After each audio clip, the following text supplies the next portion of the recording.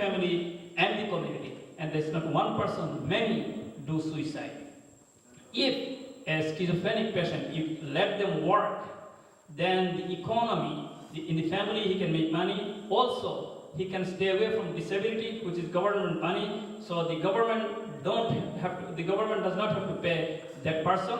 So the government is also saving money, the family is saving money, and he is earning money. So what will happen economically is beneficial for him, for the family, and for the country. And believe me or not, there are many schizophrenic patients. Schizophrenia is the worst disease in mental illness. Many schizophrenic patients work and they can make a living. Of course, there are some who are very disorganized, they cannot function. Other diseases like depression, anxiety, tension, chinta, stress, these are very treatable diseases. Depression, if you treat with medication as well as psychotherapy, we call it cognitive behavior therapy, is very treatable. Anxiety, simple illness, there are medication for those diseases. If you are for panic disorder, there's a disease called panic disorder, they will go to emergency room frequently saying they have heart attack. Actually, in the emergency room, they do all the testing and say there's nothing wrong, it's also only panic disorder or anxiety, some kind of anxiety. These are treatable diseases. So what I would like to say, the mental illness is treatable and people should not be ashamed of seeking mental health help. Because you're seeking mental health help does not mean that you are crazy or you are puggle. You are like another human being. Another thing, anybody who's mentally ill, we should not tell them that you are crazy or puggle. In our culture, we tell them that he's puggle. This is very insulting for the patient and for the family. If somebody says something like that, even if he's crazy or puggle, we should not be insulting them. And the family should be always supporting to the individual who is sick, who is mentally ill. If the family is confrontational and not supporting to them, then the prognosis is bad. Prognosis is also bad if the person doesn't have a place to live and lives in the shelter or wanders in the street or subway in the train, then the prognosis is also bad. If the family is supporting, then the prognosis is good. So what I would like to say again, thank you for organizing this, and I think this is very important because we are physically health conscious, but we are not health conscious for mental illnesses, and mental illness is a part of the whole core of the illnesses, which is treatable. If you have any question or anything, I think we'll take it at the end. Thank you very much. Thank you, Dr. Zindan. For your information, as per statistics provided by the federal and state governments, 1 out of 5, 20%, more than 20%, people have some kind of mental illness. So this is very, very alarming for us, and in our community, we are not actually admitting all these things. That's why CoreVision has taken this initiative to organize this kind of seminar, and particularly before the seminar, this is a press conference to brief the media so that media can help us, help the city to spread this message throughout the community. So I request Dr. Muhtasim Billah, Chairman, Board of Trustees, Jamaica Muslim Center, to say a few words.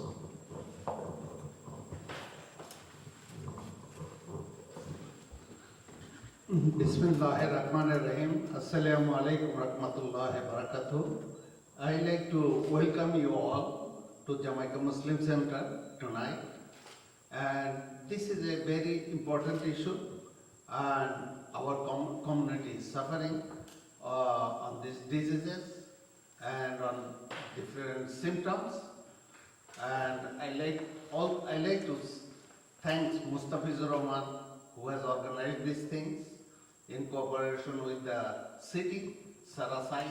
I like to thank her also. She is working hard for our community, so we appreciate it very much.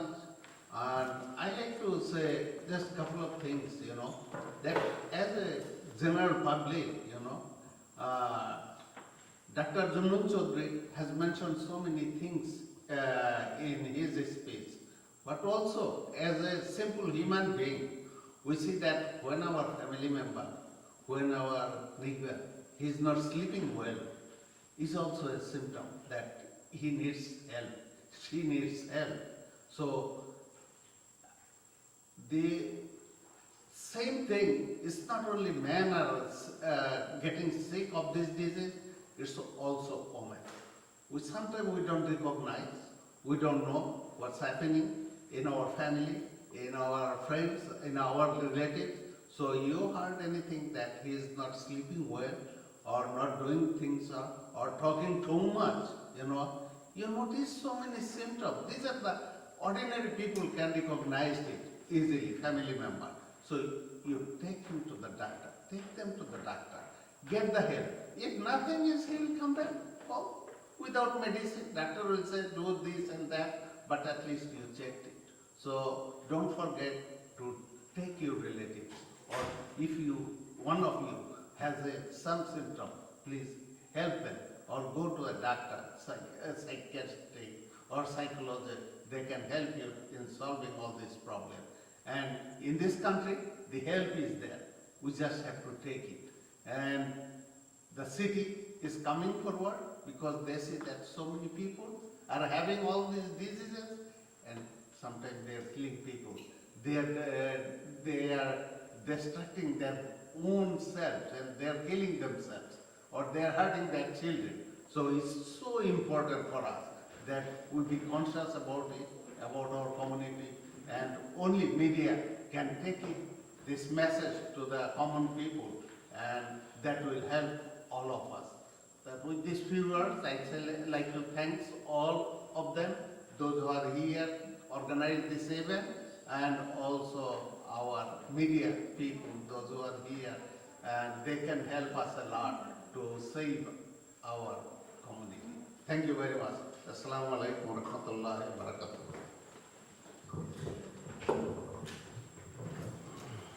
Thank you, Dr. Billah. Now, Mr. Saleh, from Senior Manager of WellCare. Especially, I thank Saleh Bhai for responding our request just spontaneously. I didn't actually expect. I really appreciate, and we are expecting more support in future for this kind of events. Definitely, I request you to say a few words.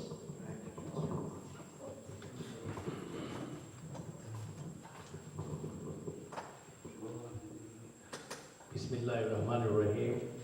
Assalamu alaikum and good evening. This is the first time I'm meeting Sister Sarah, and she was talking to me what I do in this community. So probably it is important for me to introduce myself to Sister Sarah and most of you probably. Let me tell you this: I'm a senior manager at WellCare. I run the South Asian market of WellCare. And I have a team which is working in 4 boroughs: Brooklyn, Queens, Bronx, and recently in Long Island too. Every month, 800 to 1,000 families getting Medicaid and other government-sponsored health insurance from my team. That's a big help for this community, as a matter of fact. And also, this operation created employment opportunity for so many young people in this community. And it, of course, helped to boost the business of Dr. Junun and other doctors who work in this community.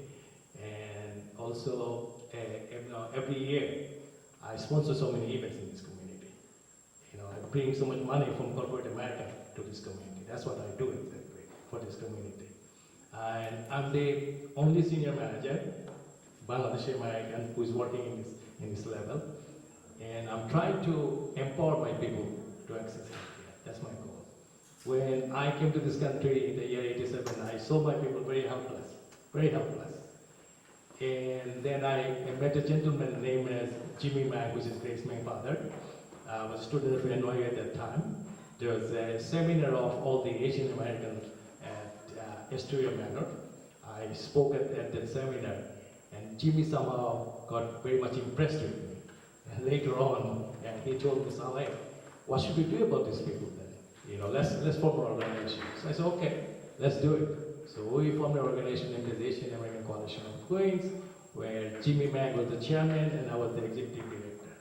So we organized the Asian Americans. At that time, there was not even a single city councilman or assemblyman in the state. Nobody. And then at a point of time, Jimmy decided to run for state assembly. First time he lost the election because Chinese people didn't understand the importance of election. They went for parade in Manhattan. He lost the election by 100 votes. Second time he ran for election and he got elected. Following his footsteps, John Doe got elected as the controller of the city, where he became councilman, and later on he became the controller. And following his footsteps, his daughter today, Grace Mann, is a congressmember. And Grace, as a matter of fact, grew up in front of my eyes because I'm her father's friend. So she had so many dinners with me, with our mother, and that's my life as a matter of fact. And later on, I decided to be in healthcare. And I joined as a marketing rep at that time in 2002. At that time, I was the only one working in this healthcare industry, and there's a lady working in this healthcare industry. And by my hard work and brain work, I became a supervisor, I became a manager, and I became a senior manager. Then I got stuck in the company because probably I don't have the right name and right color. Anyway, I was joking with you. So, that's the story. So, mashallah, my community is doing well. I'm very much committed to help my community.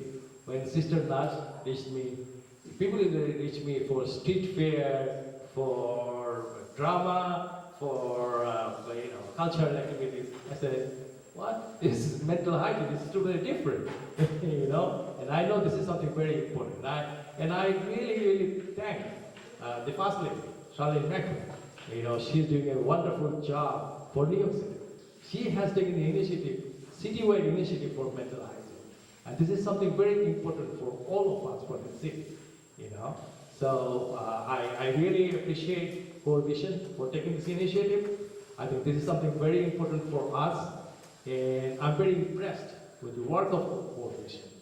And let me tell you this, I'm with you today, and I'll be with you in the coming days. Because I believe in good days. Whatever good is happening in this community, I'm with them, and I support them. And I also like to thank Sister Sarah Syed and other city officials who have come to this event today. They have made a very personal sacrifice to come to this event to help us. And I believe they are enjoying their time with us. I believe they are enjoying the hospitality of this organization and the hospitality of this community. And I hope they will come back again to our community. I also appreciate Jamaica Muslim Center for opening their door for us. And I truly believe that Jamaica Muslim Center is playing a very important role in this community. In the month of Ramadan, on 16th June, I had a health fair in this Muslim Center. And this is the second event I'm doing in Jamaica Muslim Center. Because I know they are doing good work. And I need to support them, I need to help them. So I really appreciate Jamaica Muslim Center. And Dr. Billah, I always tell people that he is one of the founders of this Muslim Center. When I came to this country in '87, I saw this mosque, almost a broken house. People, did not come into this area because of crime, right? But today, this area is rising. It's so prosperous, this area. We Muslims build our community in this way. We build them up with the masjid, and people start settling around the masjid. As a result, what happens? Crime goes down, tax rate goes up, and the leaders of the city like it so much. So Muslims are playing very important role in the city, and Mayor all the time in his speech appreciate the Muslim community in this city.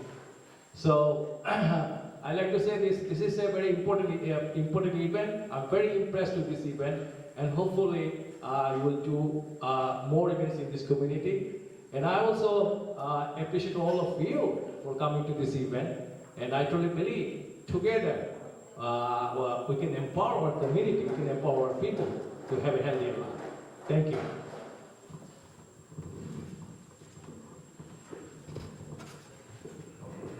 Thank you, Brother Saleh. Any question at the session now? If you have any question about anything to anybody, any of this. I have a question. question for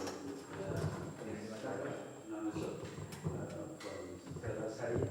The question is the mental issue is very serious, of course, but I think it is very related to two other areas like homeless, like begging people. When you go into the heavily Bengali, Bangladeshi, populated area like Jackson Heights or Jamaica, you can see so many, homeless or people begging. So this I think is very related with mental disease. Plus, Mr. Gita mentioned is a very serious sleeping problem. One of our colleagues, very senior journalist, his son died a couple of weeks ago, like 26 years old, young man. So that's very serious also, as well as Mr. Junna, explained it is very much clear about this issue. So I'm trying to get answer from you. So those areas like homeless or, begging people, as well as women too with the children. You can go with Jackson Heights, you can see the women they're begging, including their children. Yeah, I mean, I think there's a lot of connection between these problems also. Of course, we care about mental health and mental illness, and we're trying to create programs to educate people and also to make sure people are getting treated. But it's also the case that there are homeless people here in New York City. The mayor is really committed to affordable housing, making sure that people are off the street, get shelter, and also that they are getting the services they need in the shelters, right? So that includes mental health services for people. And then the other issue that you spoke about with sleeplessness or insomnia, I mean, these are symptoms of other things that are going on in people's lives, and the problems that people show are all connected to, their life and the kinds of circumstances the hardships that they're facing. So with homelessness, it's poverty, joblessness, unemployment, and that's part of why we're doing a program like this, because we want to make sure that the community knows that there are agencies that deal with the homeless, that deal with, health insurance, for example, mental health, so that if you ever see people like that, or people in your own life who are need this kind of help, then you at least can be a bridge and provide, information. So if you're with the media, you can print, information or provide, television content for city agencies and there are many other not CBOs, community-based organizations, CoreVision that help, like CoreVision, or they provide social services. So I think we have to look at the problems and how they're interconnected. It's a very good point that you're making.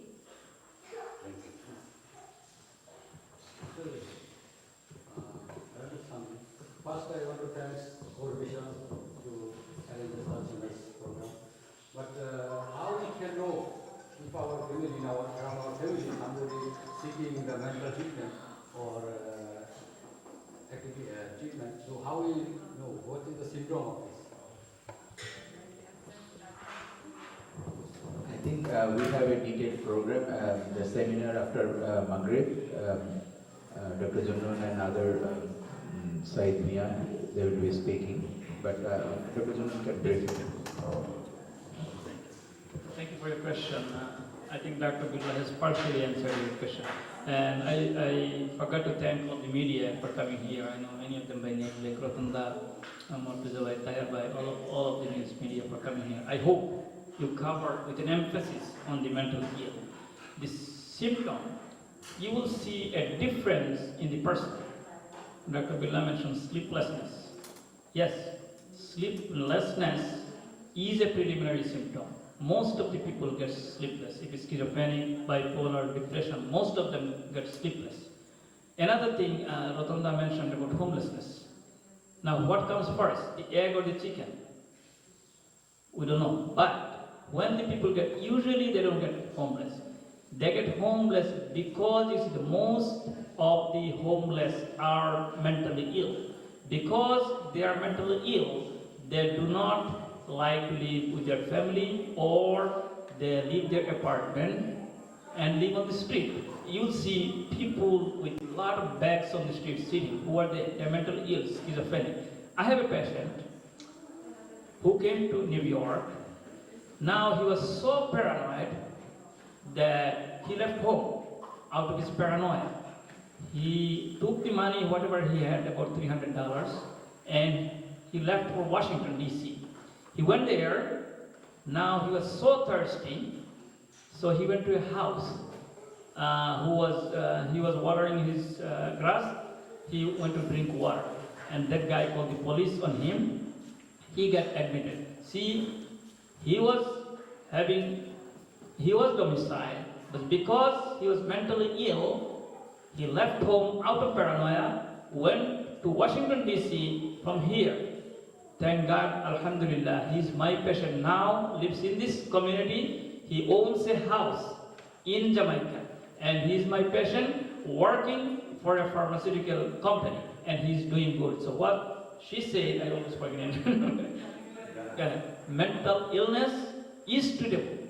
So they get homeless because of that. Now symptoms, you will see a difference in the person. Rotunda is a journalist. Now suddenly he becomes homeless and talking nonsense. That means there is something wrong. I'm sorry, Rotunda, I'm picking on you. I know maybe that's why. So there's something wrong. But the family will recognize. He is now so happy. He was never so happy. Now he's talking inappropriate stuff. Like he's a 60-year-old, and now he's talking about inappropriate getting married or some sexual stuff. That means something is wrong. Maybe he's getting many, or so you'll see a difference.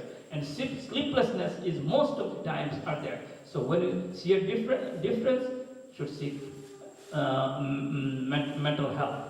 Maybe and earlier you intervene, the prognosis is better. If you wait for months and years, the prognosis is poor. So noticing the signs are important. Take it to Huzur, Malaysia, saying this okay, but make sure you take to mental health professional. I hope I answered some. Yeah, I just wanted to also add that the initiative that we mentioned, the mental health first aid, it's an 8-hour class that's open to anyone. Anyone can take it, and one of the things it teaches you is the basic symptoms of different mental illnesses: depression, anxiety, schizophrenia, bipolar. What does it look like in everyday people? And then it also helps you think of a way to respond when you see it. So it's basically like first aid. Anybody can get certified in first aid. This is mental health first aid, right? So when you see the symptoms, what should you do? How should you plan? How should you help the person? And that's an 8-hour, program for anyone to learn. Thank you. And another thing is, before taking any question, I have, like Salibari was talking about, with due respect to the print and media, personally I talked to a lot of you, that print and media always emphasize entertainment, star, and all these things. With due respect, I don't want to criticize that. You can do it. But necessity, all these things are necessary. Please highlight all those things to create awareness among the communities. We need your help, CoreVision and other city agencies. There is a lot of facilities available, resources available. Our community doesn't know it because the media is not highlighting all these things. So we, from CoreVision, we are trying to connecting the resources and trying to disseminate all this information. All these resources are there. We don't need to create. Sometimes, like people are asking us, we are giving information about job available. They call. So you provide job? So we said no, we don't do. So why you advertise? We don't need to provide the job. Job is available. We are giving information. We are connecting you to the resources. So that is very important. That's why we organize this exchange of views sessions, because we need your help to educate our community. We need to educate our community, particularly our Bangladeshi community. All we know, right? As Dr. Junun was telling, that people are not taking these things seriously. And sometimes they are hiding this. They are not aware. They are sometimes, they don't want to even go to the doctor. They don't want to talk even. If somebody talks, they become crazy. So we need to create awareness, and everybody should work on it. Any other question? Here we have Brother Najrul Islam, our senior member. Najrul Bhai, any question?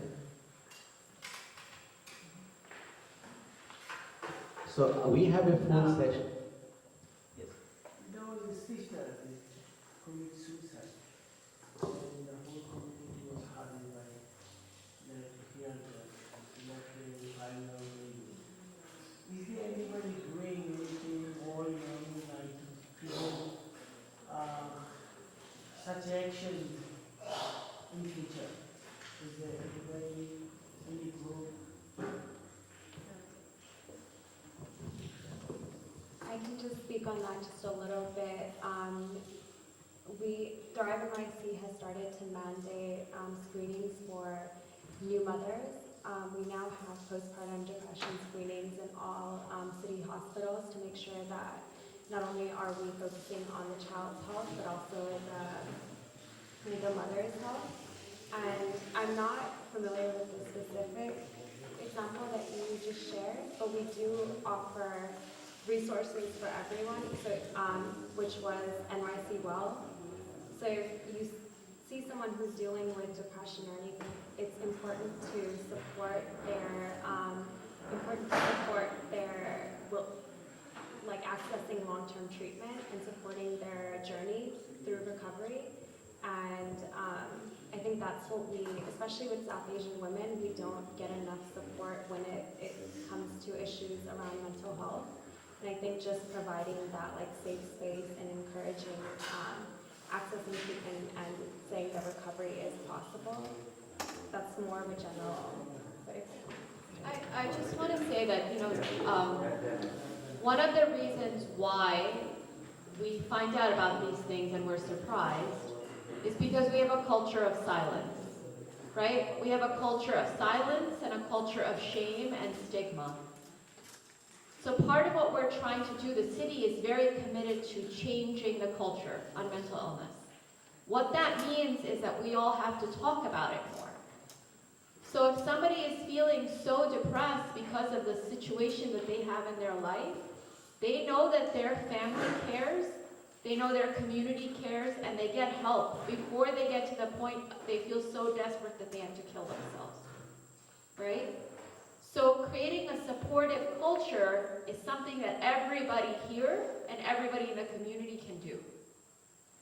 That's the biggest, the strongest, I guess, weapon or treatment that we have to prevent something like suicide, right? Because we all have to know what is it that's what causes pressure on our community members. How do we help? How do we get them connected to resources? And I think people like you who are, our imams, our shuyukh, you also have a really important role to play because you can use the minbar, you can use your Friday khutbah to talk about these topics, right? And we've also done, Thrive NYC did a mental health faith weekend where we provide imams, rabbis, preachers with some talking points that they can include in their khutbah. And there's resources online that you can do also, right? You can say, well, every month, once a month, I'm going to dedicate my khutbah to a different topic in mental illness. So this is just, we can all do a lot more than we've been doing to help and prevent these things from happening. That was great. Thank you, Nazibhai, for your question. What you asked about the lady who committed suicide. There is no treatment for suicide, only prevention. So how can we prevent? We have to recognize warning signs. Now we have to know what is a warning sign. I cleared a student. If I tell the name of the father, everybody will know. He told in school, I feel like killing myself. That's the magic word. Psychiatrist, I feel like killing myself, or I'm going to commit suicide. Thank God, he didn't do anything. I had to clear him, I evaluated him, and he said it out of emotion. There's another man who came to this center a couple of years ago, gave the imam to buy the coffee and clothes. And imam was so happy that he's giving money to buy coffee for himself. The imam realized that he was a very pious person by keeping his coffee and the money with the imam. The imam did not realize what is in his mind. Few days later, he killed himself. So at that point, we have to know that if the imam would ask, why you doing this now, or some questions, then maybe his answer would have come out that I am back to the wall. I am very disappointed with his life. I am going through a lot of miseries. Those are the words. I have no point of living. These are the magic words. If anybody says that, the treatment is what? One-to-one. Of course you can keep in the family, but there has to be someone with that person so that he doesn't hang himself with the fan, or doesn't take overdose, or doesn't do anything. Or send him to hospital, or mental health professional. There is no harm of sending anyone to mental health hospital. What do? We don't kill the patient. Premium non nocere. Our job is first do no harm. We psychiatrists or mental health professionals, we save lives. All physicians, we save lives. We may keep them in mental health, the level called our psychiatric unit, but to save the lives. So what the psychiatrists and psychologists or hospitals do, they help them to save lives. And so the first thing, to recognize the warning sign, if they feel like killing themselves or hurting themselves, seek mental health or be with that person 24/7 so that that person cannot hurt himself. So the awareness is very important. Thank you. Another thing I would request on behalf of the media to Sisters Sarah Said and Thrive NYC, to reach our community, is my opinion, to reach our community actually, most of us, we don't use online resources. So you can take the advantage of this media. You have a lot of promotional things. Through this media, you can go for promotion to create awareness. I would request to rethink to Gagan and Sister Sarah. You can think how you can use our media because there is a very powerful media. They can reach the community. So that, and I would also request the media also to communicate because you report entertainment, no problem, but report as well as all these necessary issues. So any other question, or we'll have a break for tea and for prayer, and we'll come back just after the prayer. Beloved, you want to say something? Well, I just want to say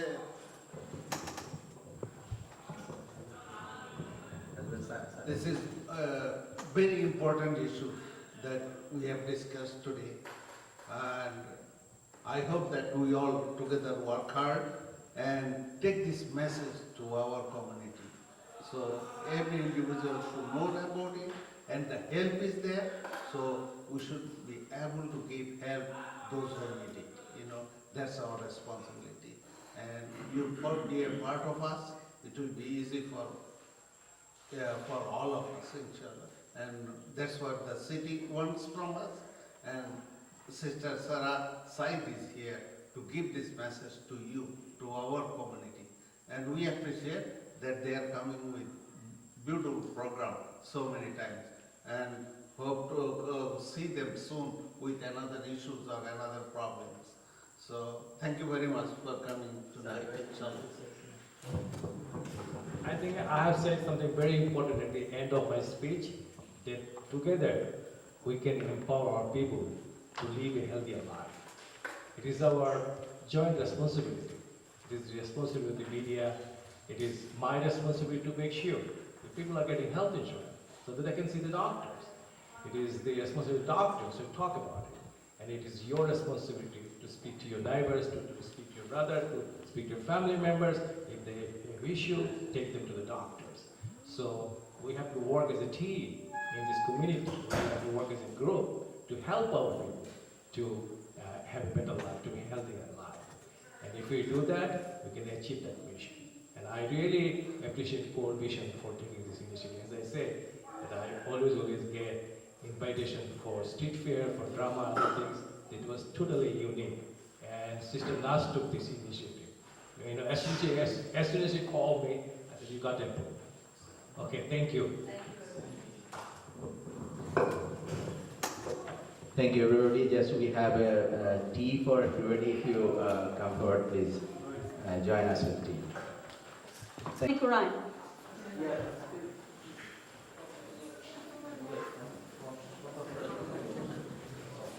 Thank you, brother. Assalamualaikum warahmatullahi wabarakatuh.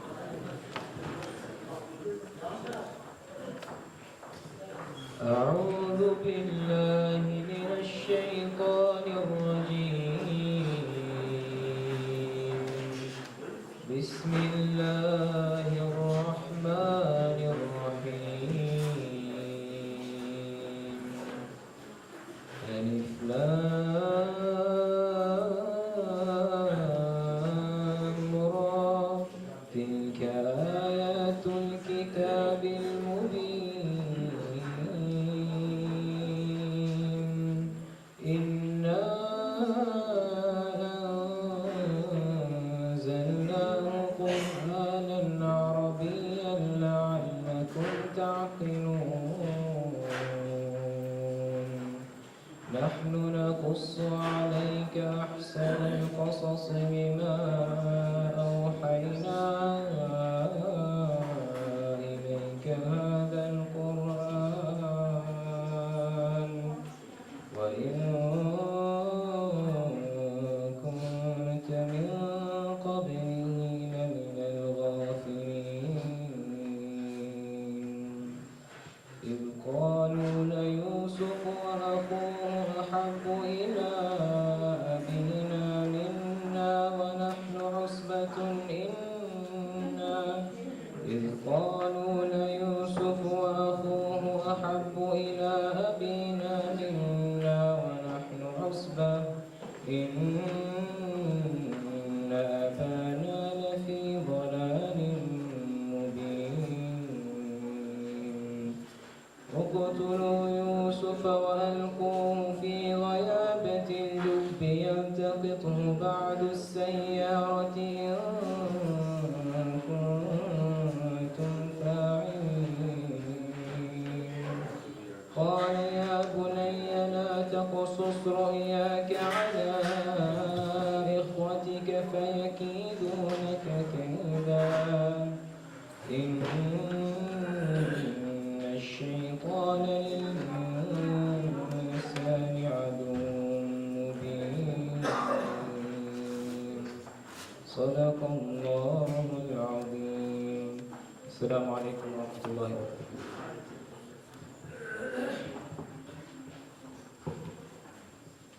Thank you, brother. Now I would like to invite the dignitaries to take their seats in the dais. Dr. Sarah Said, Senior Advisor, Mayor's Community Affairs Unit. Please everybody welcome Dr. Sarah Said.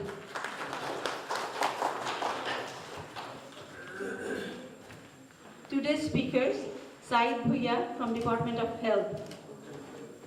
Dr. A.S.M. Junnun Chaudhary,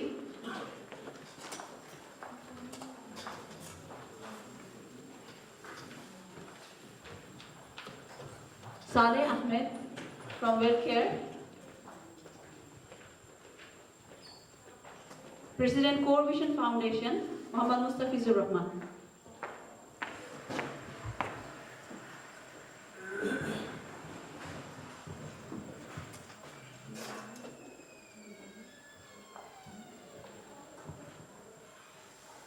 Dr. Muhtasim Billah, Chairman, Board of Trustees, Jamaica Muslim Center.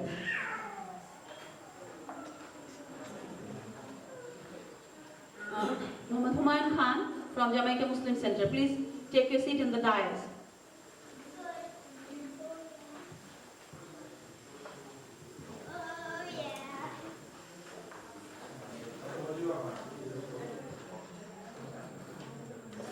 Dr. Mujibur Rahman from Jamaica Muslim Center. Please take your seat in the dais.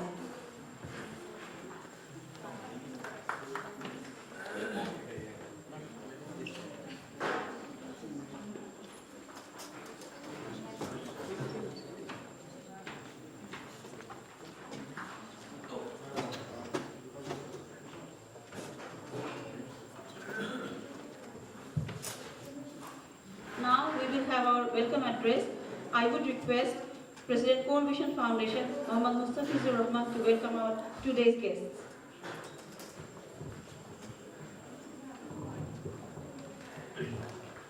Thank you. Assalamu alaikum. I have a brief introduction about CoreVision Foundation, what we do. Let me introduce CoreVision Foundation. CoreVision Foundation actually does three things. One, we do entrepreneurship development. Two, we do debt relief. We help people to get out of the debt. And third thing we do, create awareness. Let me talk in Bangla. CoreVision Foundation তিন ধরনের কাজ আমরা করি। আমরা উদ্যোক্তা সৃষ্টির জন্য কাজ করছি। কেউ যদি কোনো ব্যবসা বা অন্য কোনো প্রতিষ্ঠান শুরু করতে চান বা অলরেডি কোনো ব্যবসা বা প্রতিষ্ঠান করছেন, আমরা তাকে হেল্প করতে পারি। আমরা ঋণ মুক্ত হওয়ার জন্য কাজ করছি। কেউ যদি কোনো রকম ভাবে ক্রেডিট কার্ড বা যে কোনো ধরনের ডেট আছে, ঋণ আছে, সেই বিষয় নিয়ে আমরা সাহায্য করতে পারি যে কোনো ধরনের। এটা যদি আপনার লিগ্যাল সমস্যা থাকে, আপনার যে কোনো রকমের ক্রেডিট বা যে কোনো ধরনের ঋণ যদি থাকে, আমাদের সাথে যোগাযোগ করতে পারেন। তৃতীয় জিনিস, আমরা যেটা আজকে আমরা যে সেমিনারটা করছি সেই কাজটা আমরা করি, সচেতনতা সৃষ্টির জন্য কাজ করছি। উদ্যোক্তা সৃষ্টির জন্য আমরা কি কাজ করছি আমরা একটুখানি বলি, তাহলে আমরা কোরআন শরীফের একটা আয়াত সবাই খুব ভালো জানি যে আল্লাহ ব্যবসা হালাল করেছেন আর সুদকে করেছেন হারাম, রাইট? আমাদের সমস্ত সবাই আমরা কম বেশি সবাই জানি। এটা দ্বিতীয় পার্টটা আমরা খুব ভালো জানি যে সুদকে করেছেন হারাম।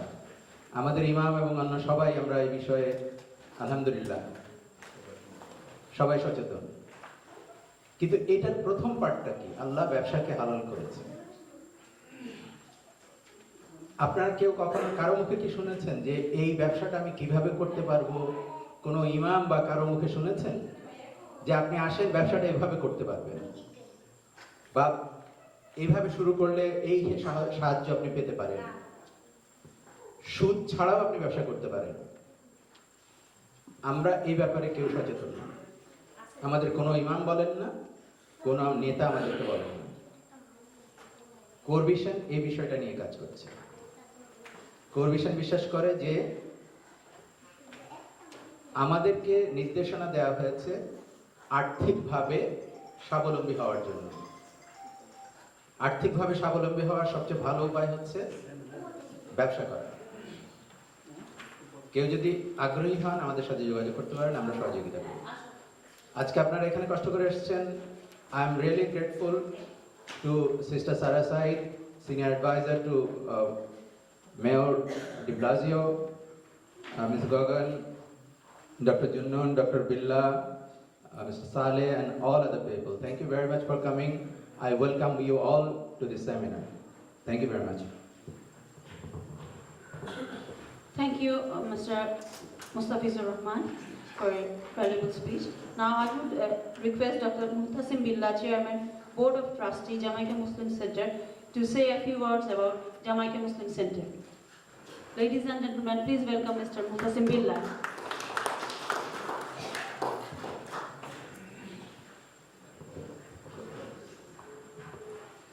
Assalamu alaikum wa rahmatullahi wa barakatuhu. A'udhu billahi minash shaitanir rajim. Bismillahir rahmanir rahim. I really welcome you all tonight that you have come to a very important meeting. That city and Bichankor and the Jamaica Muslim Center has organized this meeting. And your presence is very important because they are dealing with the issue of our community. As you know that they are dealing with the mental health. Our brothers, our sisters, our parents, sometimes they are sick. We don't know where to take them, where to get the help, and when you have to go. So today, we are emphasizing on this issue, how we can make our community more healthy, more better, how we can give them good, better health so that they can be a productive citizen and good citizen for the family, for the community. So in this respect, all the scholars will speak to you, and as you know that this mental health is mostly, in the common people understand that when you see somebody, he cannot sleep well, he talks too much, he do crazy things. So if you notice these things, you should talk about it and you should take the help of the doctors. In our community, there are a lot of Bangladeshi doctors, psychiatrists, psychologists are available. So why not take help? If you don't want to go to your own people, you can go to the hospital, you can go to the other community, but you can get help. So I request all of you, if you see somebody is sick, and if you know that, please take him to a doctor to get the help. And this is on you can reach that very quickly before it is too late. Then so many bad things happen, in among them. So, and also make dua for our all community members. You said so many people recently, few people, they recently killed themselves or they kill somebody else. This is happening all over the world. But why not? Why in our home when we know that we can cure it? And this center is doing everything to help our community. So I like to take advantage of this issue and be prepared to get this help and help others. Thank you very much. Assalamu alaikum wa rahmatullahi wa barakatuh. Jazakallah, Dr. Billah, for your valuable speech. Now I would ask Dr. Sarah Said, Senior Advisor, Mayor's Community Affairs Unit, to give us an introduction to the city agencies. Dr. Sarah Said. Ladies and gentlemen, please welcome Dr. Sarah Said. Bismillahirrahmanirrahim. Assalamu alaikum.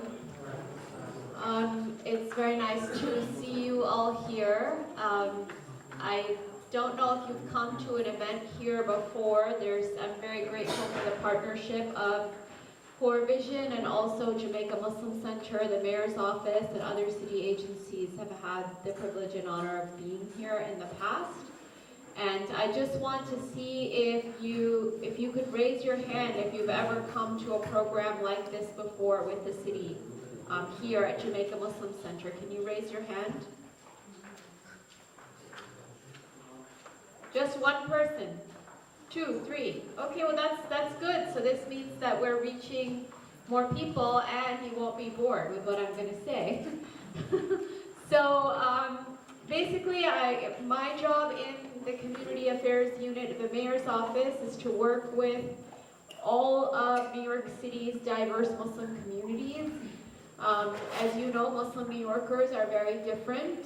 We come from all parts of the world. We come from South Asia, we come from Africa, we come from Arab countries, we come from Turkey, Indonesia. Very diverse community, we speak a lot of languages. And what I work with in the administration is to make sure that we're doing our best to educate all communities, including Muslims, about what the mayor's office and what city agencies have to offer you to help you with the issues that you face in New York City. So it's very important for you to get to know what these agencies offer. Many times people do not know. And this mayor, Mayor de Blasio, is actually the first mayor who's ever hired someone in my role to work with Muslims. So please use me as a resource, right? We are very committed to making sure that people have fair access to city agencies. And some of the agencies that we work with were here today upstairs, and I don't know if you had a chance to stop at the table. We have Get Covered New York, which is a program that works to make sure people are getting health care insurance. There's pre-K, universal pre-K. The mayor introduced the option for kids who are eligible for pre-K to get free pre-K. There's also consumer protection. Some of you have literature from that agency. There's Thrive NYC, there's Human Resources Administration. So a lot of resources that are out there. How many of you heard of the ID NYC card? Can you raise your hand? How many of you have the ID NYC card? Okay, this is a card that everyone should have.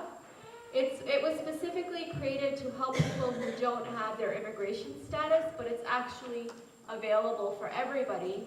And one of the things it offers is free membership to museums, which is great for you, for your family, to Botanical Garden, to the zoo. They're different cultural institutions. So I encourage everyone to get the card.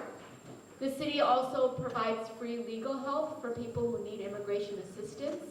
So if you or someone you know needs a lawyer, you can call 311 and you will be able to get a referral to a lawyer. In addition, there's also the City Commission on Human Rights. It offers protection from discrimination. So if you or someone you know experiences any kind of discrimination in housing, employment, or in public, you can again call 311 and get help. You can get legal assistance as well. One of the other agencies that I've had the opportunity to work with is the New York Police Department. This is a department that works to protect all New Yorkers, and because of their hard work, New York City is actually the safest big city in America, and crime has gone down. And we want to make sure that everyone is protected and feels safe no matter what your identity is. So the Hate Crimes Unit is tasked with addressing hate crimes and bias, right? So we want to make sure that you report. Anytime something happens, please report it. A lot of times people hold back. They don't want to get help. They feel, like maybe they won't be heard, they won't be understood. But we really want to make sure that you report it, because the more you report, the more we know that these incidents are happening. And that's how people in government make decisions about where to spend dollars, right? When you get reports, then you know there's a problem, and then you decide that you need to spend your resources on it. The second thing I just want to say really quickly is today we're talking about a very, very important topic. It's mental health, change the culture. You are all part of the culture. All of us, each of us makes the culture what it is. And we're trying to change the culture by talking about a topic that many times people are very quiet about. They hide it, right? They don't know about what mental illness is. So what we're doing today is actually revolutionary.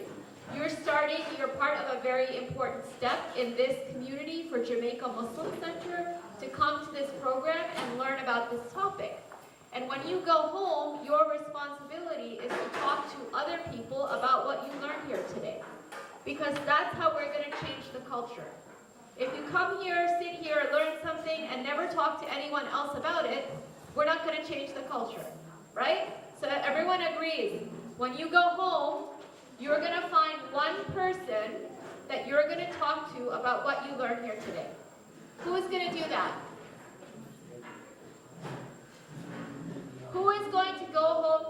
and talk to somebody about mental health and mental illness? Raise your hand.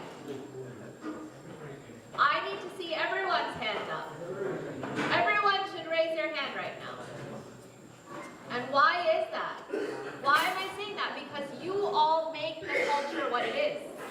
You make the culture. Remember that, okay? So, New York City is actually taking a lead in investing in mental illness. It's a really important step. We're also taking a lead in building a coalition of more than 150 cities in the United States. It's called the Cities Thrive Coalition, and we're making a commitment to really educate people and help people have access to the mental health care that they need. So please continue to work with us. We really need partnership with community members, with organizations, to make a change, to reduce the stigma, and to make sure that people who are suffering can feel supported and loved. And that's what we really want to do, increase the support and love for people who are suffering from mental illness. Thank you.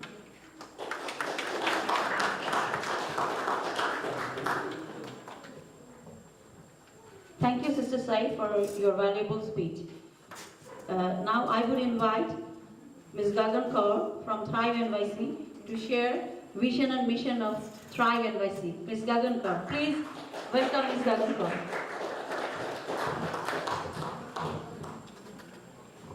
Assalamu alaikum. Thank you everyone for allowing Thrive NYC and the Mayor's office into this space. We always not only value the community space, but we value your stories. So much about mental health is about being able to share your personal stories in a safe space.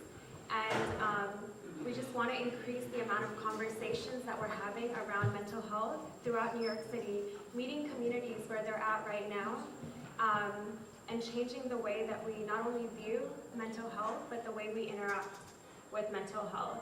I'm going to ask everyone to raise their hand. I'm going to follow on Dr. Saeed's activity.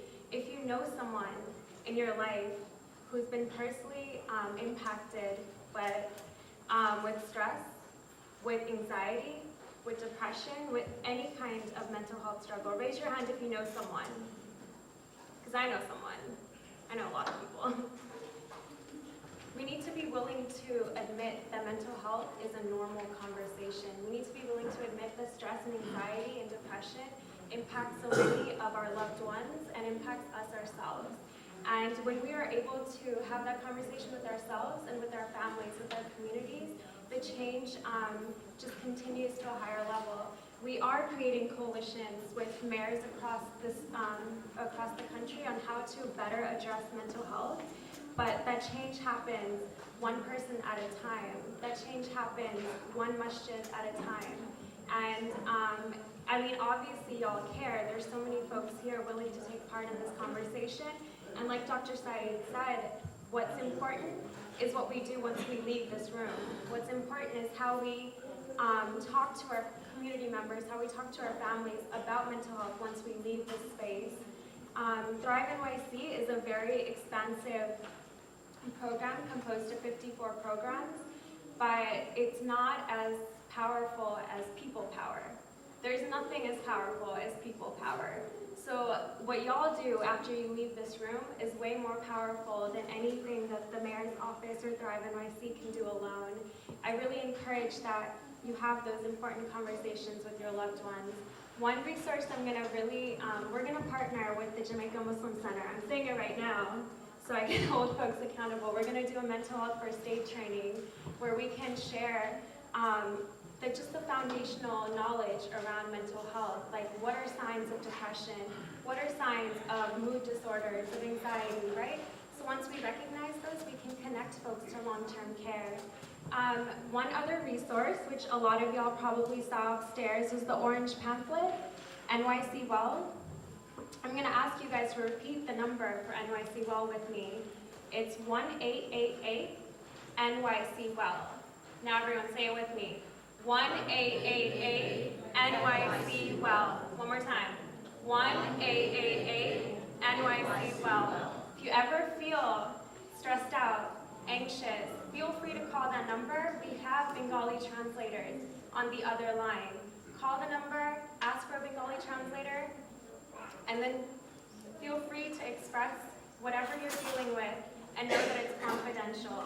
Thank you so much, CoreVision, for partnering with us, for taking the initiative to talk about mental health in the Bengali community. We really appreciate it. Thank you so much. Thank you, Ms. Kaur, for your valuable speech. Ladies and gentlemen, now we will go to our main session, Seminar on Mental Health, Change the Culture. On this session, we will have two speakers. One from Department of Health, Mr. Said Bhuiya, and other one is Dr. A.S.M. Junnun Chaudhary from our community. Before we start our session, I will give a brief introduction of both of our speakers. Mr. Said Bhuiya, he is a master's in public health. He works for the Department of Health and has studied stigma in the American Muslim community. And we all know Dr. A.S.M. Junnun Chaudhary very well because he is from our community and he is serving here, he is helping us.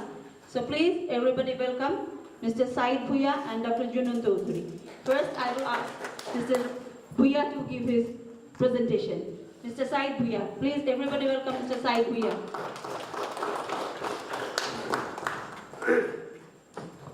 Thank you very much. Bismillahirrahmanirrahim. Assalamu alaikum. How's everyone doing here tonight? Come on, a little bit louder. Come on.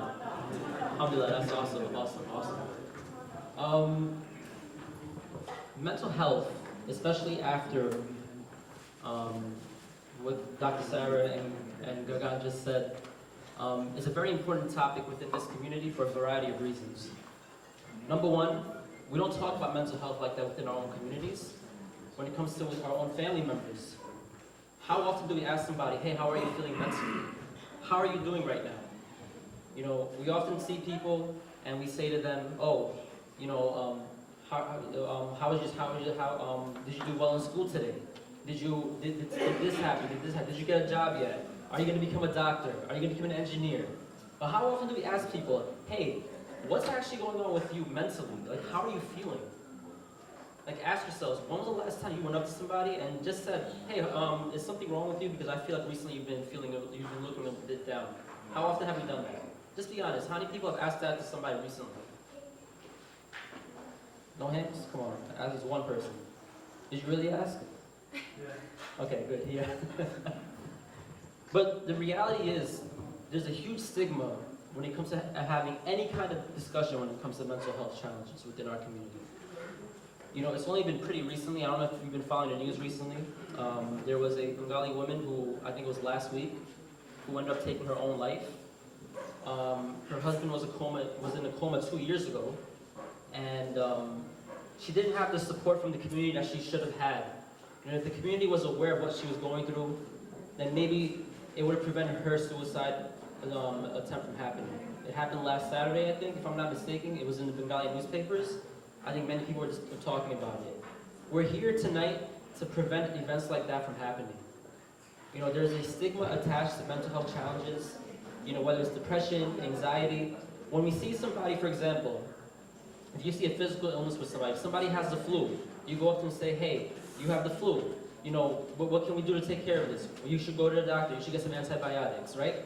But when it comes to mental health challenges, we can't see exactly what is wrong with that person unless we actually ask that person what's happening in that person's life.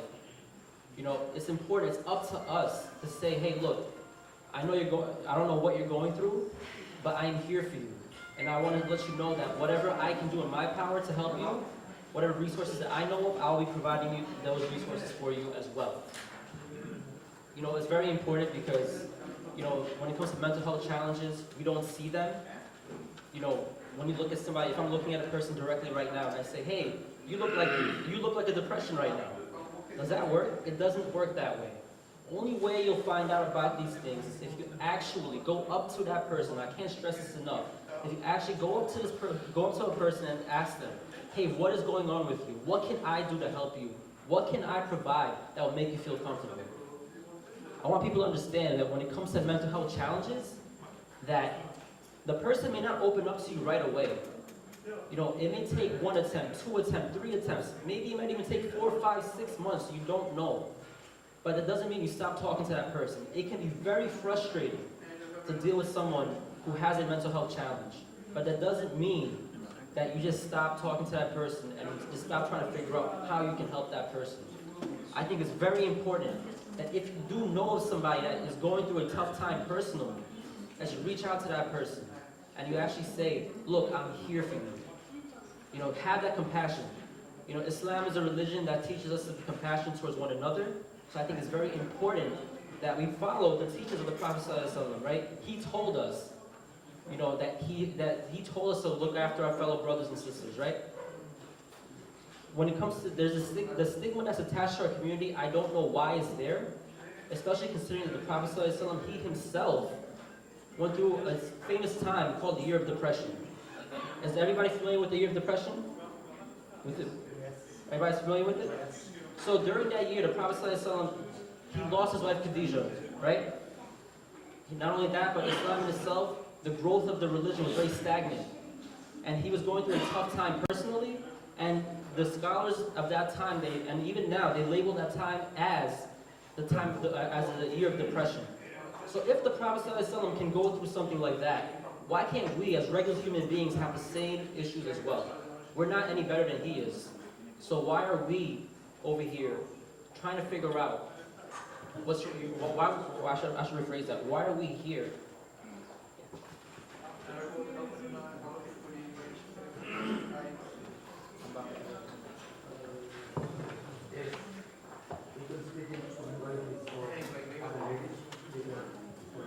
Okay, আমরা বাংলা এত ভালো না, so আমি আমার best try করব. Okay, no problem.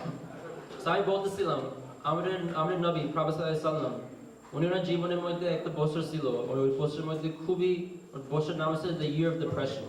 ওই বছরের মধ্যে খাদিজা রাদিয়াল্লাহু আনহা উনি মরে গেছে, ইসলামের মধ্যে ইসলামে কোনো গ্রোথ হয় নাই, কোনো এক্সপ্যান্ড করতে পারে না।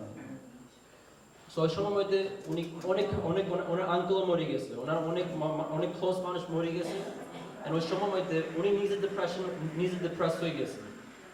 সো আমি বলছি প্রফেট সাল্লাল্লাহু আলাইহি ওয়াসাল্লাম ওইরকম অবস্থা হইলে how come আমরা এরকম নিজের জন্য চিন্তা করি না, আমরা এগুলো হতে পারি?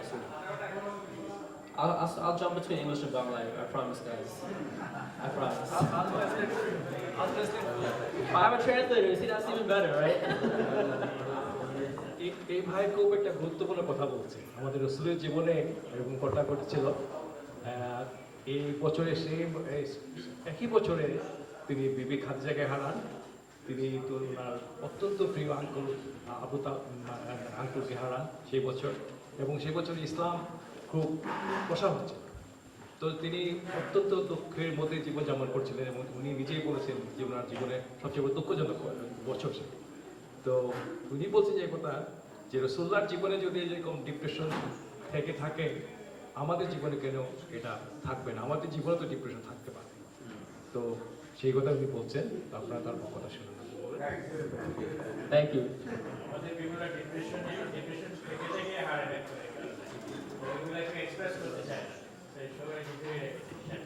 That's actually a very good point for people that didn't understand him, and I'll just say in English.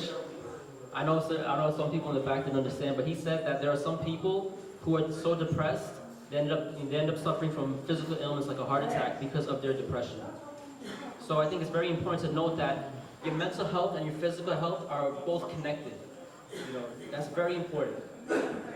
There are a couple of stories within the Bengali community in which there are people who have committed suicide, who have taken their own lives. I know within this masjid itself, there have been a couple of incidents, and many people don't want to talk about this openly.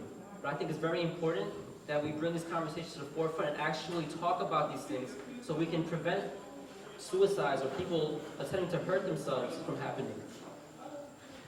উনি আরেকটি গুরুত্বপূর্ণ কথা আপনাদেরকে বলছে যে মানসিক স্বাস্থ্যের উপরে আপনার শারীরিক স্বাস্থ্য অনেকটা নির্ভর করে। আপনি যদি মানসিকভাবে সুখী থাকেন, ভালো থাকেন, আপনি শারীরিকভাবে ভালো থাকবেন। সেই জন্য আমাদের সবাইকে মানসিকভাবে ভালো থাকতে হবে, যাতে আমরা শারীরিকভাবে ভালো থাকি। এই কমিউনিটিতে অনেক ঘটনা ঘটেছে, এই মসজিদেও ঘটনা ঘটেছে, এই মসজিদ এলাকার মানুষের মধ্যে ঘটেছে। তো সেই জন্য আমাদের কমিউনিটিতে যে মানসিক রোগ নেই সেটা সত্য নয়, আমাদের কমিউনিটিতে অনেকেই মানসিক রোগে ভুগছেন, কিন্তু কথা হচ্ছে আপনাদেরকে কথা বলতে হবে, আপনারা একজন আরেকজনের কথা বলতে হবে, তখনই আপনারা জানবেন যে একজন মানসিকভাবে অসুস্থ, এবং সেটা করলেই আমরা সুস্থভাবে জীবনযাপন করতে পারব। Thank you again. Gagan mentioned earlier about the mental health first aid classes, and I'm actually an instructor for that class. And that class, I feel, would be a very important resource for this community. One of the reasons why I say it's very important is because mental health is such a vast field. It's such a diverse field. There's a lot of things within mental health, right? However, I feel there are certain things that we should know, so that if we see any signs within the people of our community, we know what to do. We know that we have to talk to that person. And talking to that person doesn't mean that you yourself become the therapist. It means that you can get professional help for that person. You can direct that person to a counselor, a mental health therapist, a psychologist, a psychiatrist. Even just having someone to talk to may be enough for that person to actually let loose about what's going on with their life and explain to you exactly what you can do to help that person. You know, teaching the mental health first aid class has been a very eye-opening experience for me. So far, we've trained over 650 people in this mental health first aid class, and the class in itself, we have breaks in between the sessions.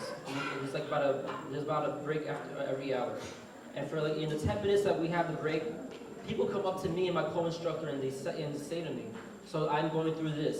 My husband is going through that. My son has been hurting himself. You know, what can I do to help these people?" And the thing is, in our community, since the knowledge is so little when it comes to mental health challenges, they appreciate it so much more when it comes to that. And I think it's very important that once the information comes out to enroll for this class, that we all try and actually attempt to take this class so we get a better understanding of not just mental health challenges, but also get an understanding of how we can help the people within our own community. And whatever way we can help, whether it's through Dr. Sarah's office, whether it's through Thrive NYC or the Department of Health, we are here for you guys. We're here to make sure that the health of all New Yorkers is a priority, whether it's physically and most important mentally as well. Thank you. Thank you, Faith, for your presentation. Now I would invite Brother Jisan Kamal. Brother Jisan Kamal to share his experience with us. Please, everybody welcome Brother Jisan Kamal. Assalamualaikum. My name is Jisan Kamal, and I'm currently diagnosed with schizophrenia. Schizophrenia is a chronic mental illness that involves hallucinations, delusions, loss, inability to feel pleasure, confusedness, anxiety together. So it can be treated, but it cannot be cured entirely, because it requires taking medications in the long term. The medications that I take are clozapine, risperidone, and benztropine. Clozapine helps me think positively about myself, stay clearly, focus better, and relieves the anxiety. Risperidone is also it's called Risperidone. The brand name is called Risperidone. It's also a medication that helps you treat schizophrenia. And I would just like to say that people who have this illness, it'll be better if there's hopeful for it. It'll be better in the long term. So please continue taking your medications and continue the therapy and treatment. Thank you. Thank you, brother. My doctor, Dr. Chaudhary, he prescribed me some medications, and I've been taking those medications, and I feel a lot better now. Thanks to Dr. Chaudhary, that I can function much more better right now.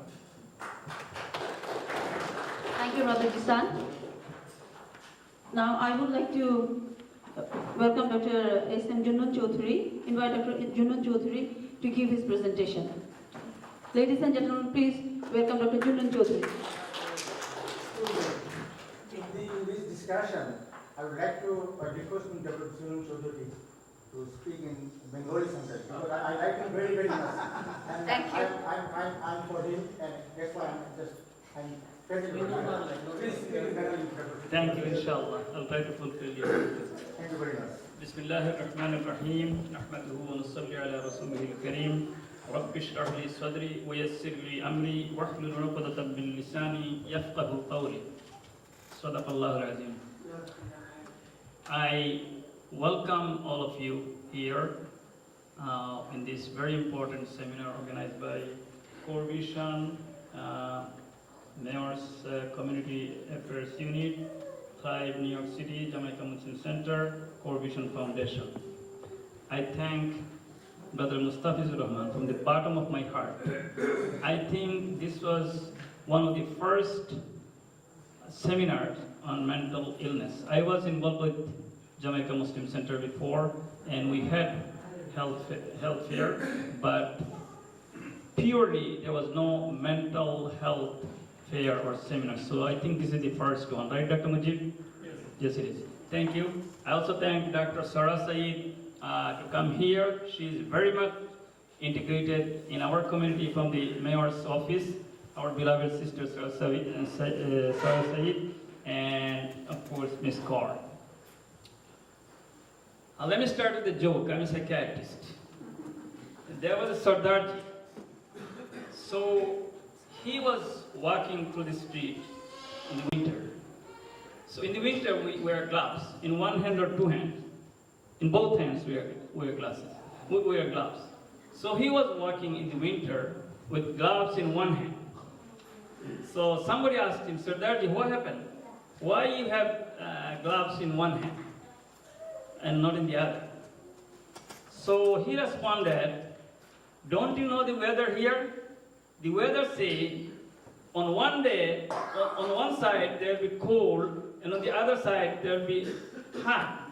So I put the gloves in one hand. That was the answer. So in psychiatry, so let me ask you, do you think this Sardarji is mentally ill? Yes? No? Yes? Right? Dr. Mujib, yes? The answer is, I don't know. Because you cannot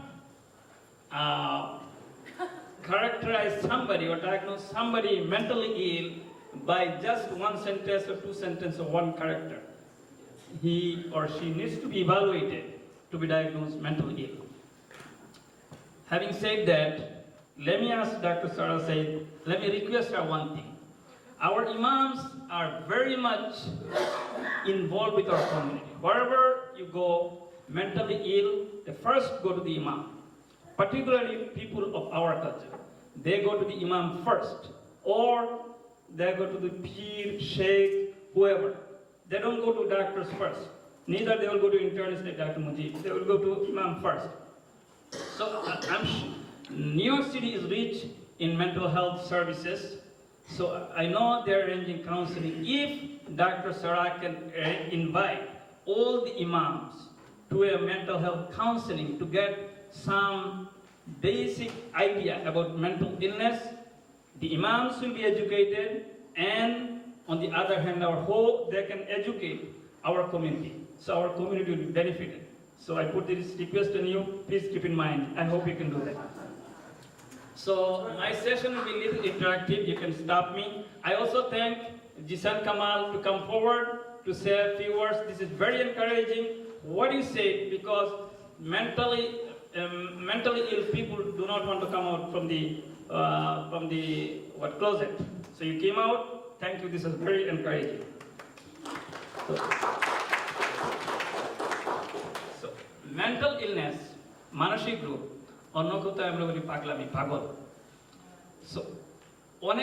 all the mentally ill people are not pagal. They are not crazy.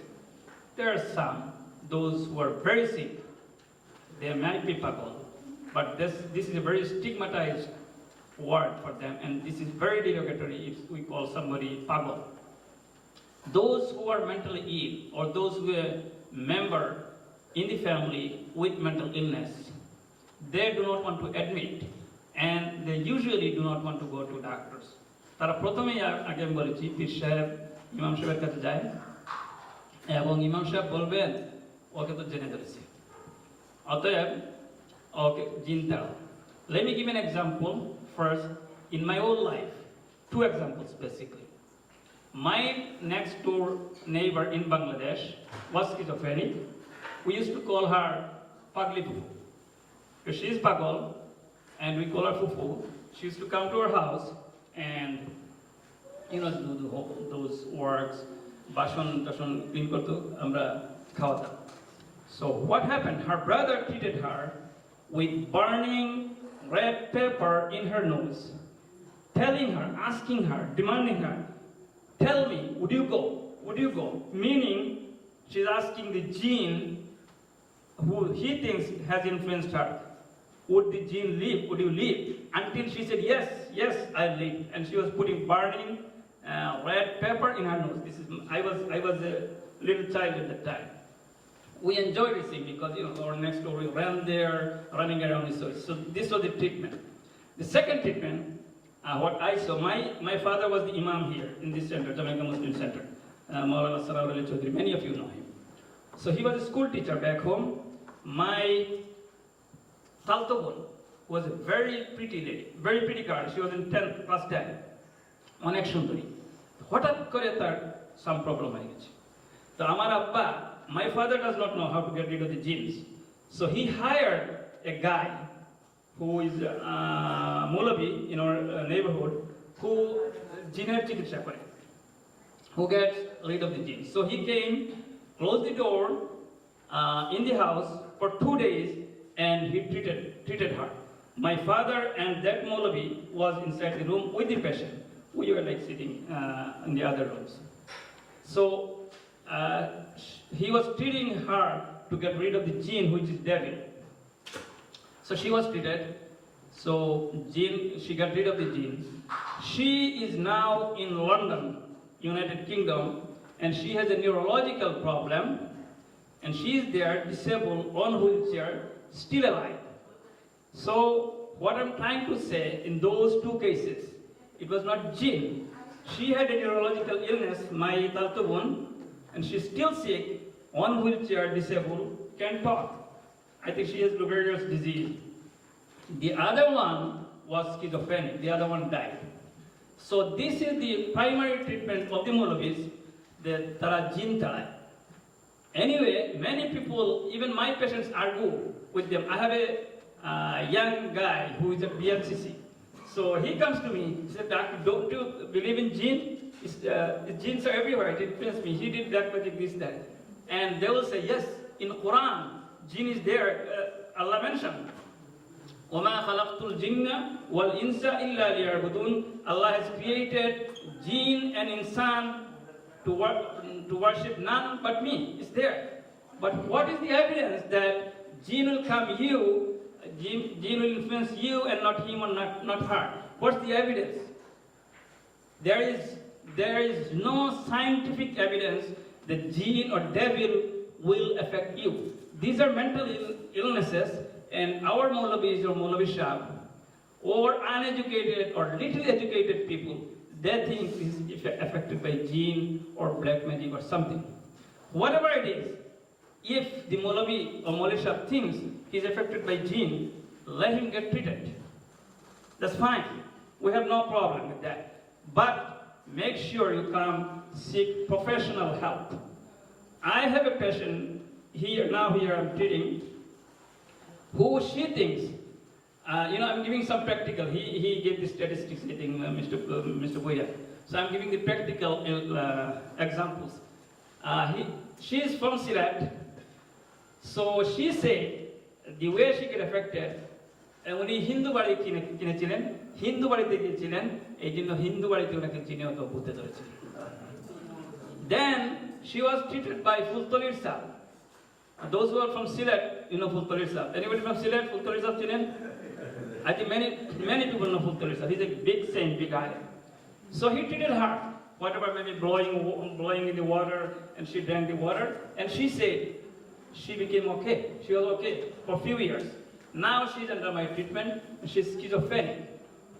So that, in and itself, is an evidence that she was not influenced by the ghost or devil in that Hindu house. Rather, it was a mental illness she was affected, and now she's being treated. She's symptomatic, but little functional, not that good, but she's okay, schizophrenic. So, Tabiz Kawal, whatever you do it, the Maulvi Shah or you guys do it, but seek mental health service from mental health professionals. This is important. So this seminar is about mental illness to mental wellness. Those who are mentally ill, we have to take them to become mentally well with the help of our city services, CoreVision, psychologists, social worker, psychiatrists, also with our imams. There is nothing wrong getting help from the imam. Spirituality, meditation, these things help. The Quran helps. Allah subhanahu wa ta'ala says, Ala bi zikrillahi tatma'innul qulub. The zikr, the remembrance of Allah subhanahu wa ta'ala gives itmenan or happiness or prashanti to qalb. So if somebody is religious, recites the Quran, definitely it helps. So nothing wrong, go for spirituality, go to imam, but again, seek mental help from mental health profession. The job mental health professionals do, we do. I think I said before also, a Bangla Patrika a report, suicide. There is no confidentiality here since it was published. So it's already published, and she was not my patient. So this patient could be saved. How? If we knew the warning signs. What she said, she was helpless. Her husband was in coma. So she has no help from either from the family, nor from the community, society, nowhere. So she was helpless. What else have to do? When the people do suicide, when they have nowhere to turn around, no help, the pain is so much, then they do the suicide. Otherwise, they don't do it. And we Muslims and Bangladeshis, are we immune? Amra suicide korbo na? I know there is Hafiz of Quran. There are Maulvis. They did suicide. Even in this community, there are, but these things don't come out to the news. Yeah. 2 minutes? 2 minutes, okay. So, because I'm a psychiatrist, so I get a little, because this is my subject. Of course, could be several causes. Suicide, several causes. One, there got to be mental illness. Major depressive disorder is the #1 most important cause of suicide. Major depressive disorder. Those who are depressed, they do suicide. I'm sure. For example, my mother married another man. They're fighting. Mother is pushing me to go to job, go to college, but I'm mentally ill. I cannot adjust. I cannot be a taxi driver in the city. Mother wants me to become an accountant, a doctor, or an engineer, but I don't have that capacity. I cannot drive taxi. Mother doesn't accept that I will drive taxis. What I do, I have nowhere to go. Forget it. Hang myself. That's how they do it. So, warning signs are very important. Anybody says that I want to hurt myself, kill myself, get professional help, call 911, send them to hospital. There is nothing wrong if you send them to hospital. He will not be labeled mentally ill. Those doctors, social workers in the CPAP, comprehensive psychiatric emergency room, they might keep 1 day, 2 days to observe you. Once their assessment is that you are not suicidal, of course, they will let you go with a follow-up appointment or the community psychiatrist or community mental health. So what is important, that if there is mentally ill in the family or yourself, come out of the closet, get help. Help is available. Like my patient Jisan Kamansi, he went to your college, he studied computer. Unfortunately, he has a mental illness. He also worked part-time before. So we're trying to help him. Alhamdulillah, whatever he's doing is good, and many people are doing good. So our job is to help people. Those who are here, their job is to help people. Like diabetes and hypertension, it has medication. Diabetes, it needs lifelong treatment. Like Dr. Majid? Same thing, mentally ill, some of the illnesses like schizophrenia needs lifelong treatment. There is nothing wrong Treatment is available, so come forward for treatment. If somebody say you forgot, don't feel bad, but I ask everybody not to call the mentally ill people pagal or crazy. They are human beings. This is very discriminatory, very much discriminatory. So we should stay away. Even they are pagal, we should not say that. And I apologize to Dr. Sarah and Ms. Kaur for speaking Bangla. There is no sense of discrimination. Thank you very much for listening. If anybody has any question, I think we'll entertain them. Thank you. Thank you, Dr. Chaudhary. Before we go to question answer session, I would invite Dr. Mujib to say a few words to our participants. Everybody please welcome Dr. Mujib.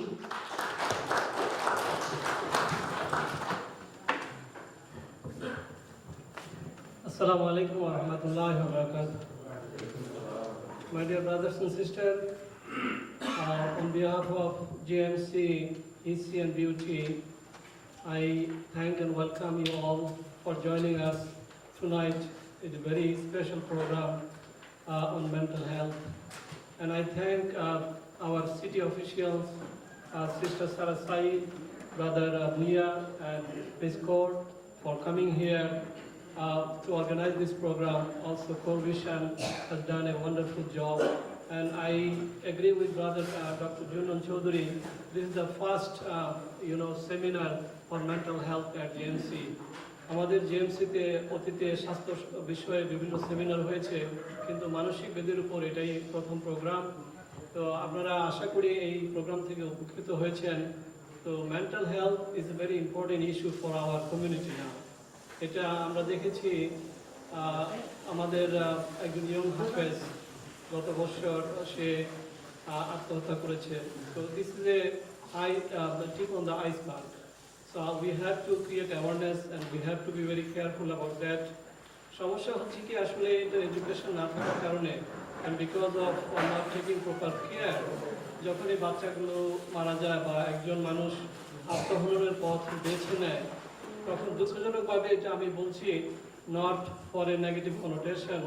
Our imams, they stay away for offering their janazah. They don't want to participate in funeral prayer for the person who commits suicide. But what is our responsibility? What we have done to avoid this kind of situation? We have to think about that. So, যাই হোক, এই যে মানসিক ব্যাধি এবং physical health, these are very interrelated. একটা আরেকটার সাথে অঙ্গাঙ্গিভাবে জড়িত। শারীরিক মানসিকভাবে আপনি যদি সুস্থ না থাকেন, then that will affect your physical health. তো সেই জন্য we have to be very careful. If we see someone is not talking rightly or any bizarre behavior, abnormal activities, then probably we need to talk to that person and advise to seek medical attention, and then we can figure out whether that person has any mental illness so that he or she can get proper help. Anyway, thank you very much for coming and joining with us, and we will continue the same program in future also. And city officials, definitely they will provide necessary help to bring more programs and more seminars to educate our people. As Dr. Junan Chaudhary said, I also agree that we need to educate our imam also, because most of the time our congregations, they seek help from the imams. So if they have some basic knowledge about mental illness, then that will be a great help for our community. Thank you very much.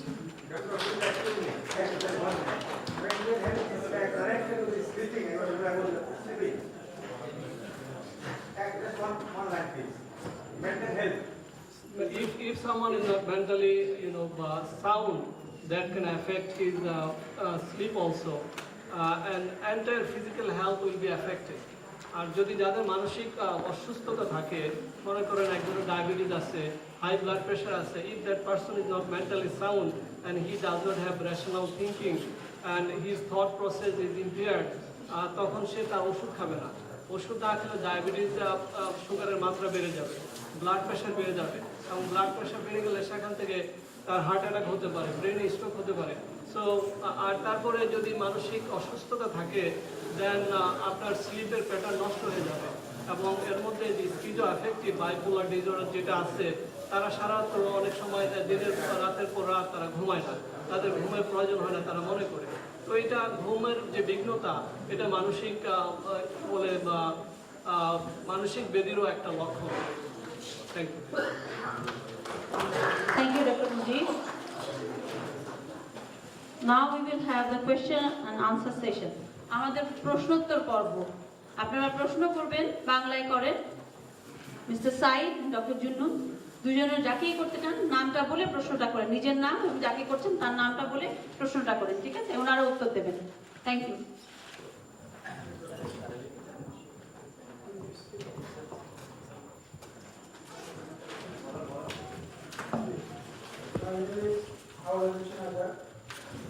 একটু বসেন।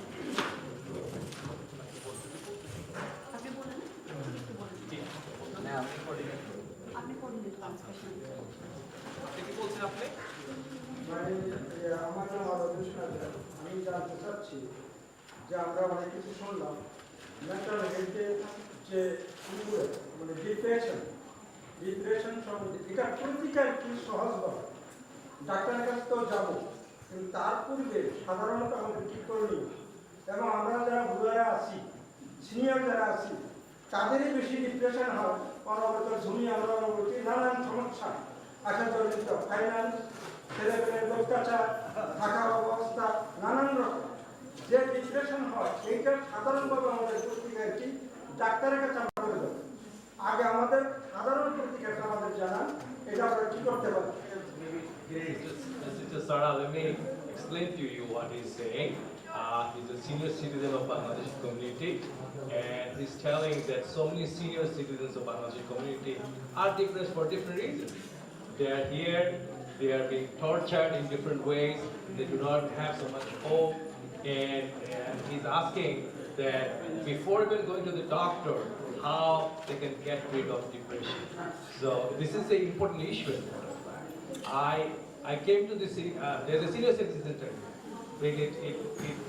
They come here at least 4 times in a week, and I arranged a couple of events in the senior citizen center.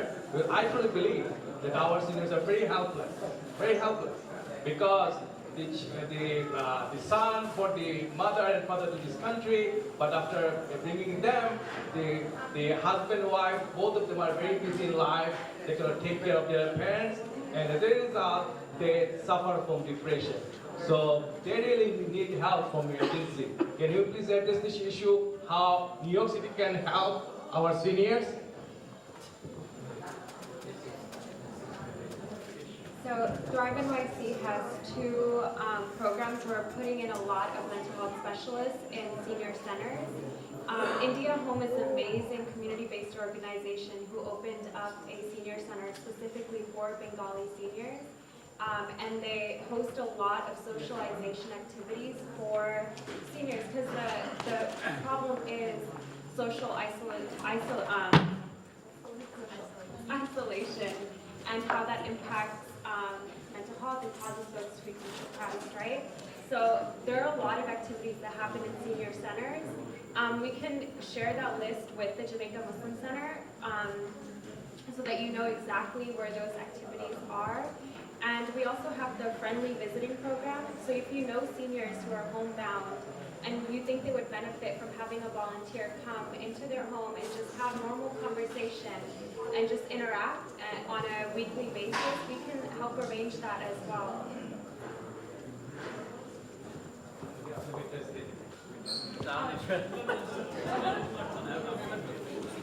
উনি বলছেন যে আপনারা যারা senior citizen যারা এই ধরনের অসুবিধায় আছেন, তারা যদি সিটির সাথে যোগাযোগ করেন, ওনাদের কর্মী আছে, ওনারা কর্মী আপনাদের বাসায় পাঠাতে পারবেন এবং আপনাদের সাথে বসে ওনারা আলাপ করতে পারবেন যে আপনাদের কি ধরনের সমস্যা আছে, এবং সেখান থেকে আপনারা সিটির কাছ থেকে সুবিধা পেতে পারেন। তো ওনাদের নাম্বার আছে, আপনারা আজকে what is your number? 1888 NYC. Wow. 188, what's the number? Okay, can you read it right? 188 NYC. Well, as well, but what's the detail? Numbers? The numbers, exit number, because sometimes they do not know how to. They will give the pamphlet to Okay, ওনাদের pamphlet আছে, brochure আছে, ওনাদের কাছে নিয়ে যাবেন এবং ওনাদের সাথে যোগাযোগ করবেন। সিটির কর্মীরা আছে, তারা আপনার বাসায় আসবে, বাসায় এসে আপনার সমস্যা শুনবে এবং সেই অনুযায়ী আপনাদের চিকিৎসার ব্যবস্থা তারা করবে।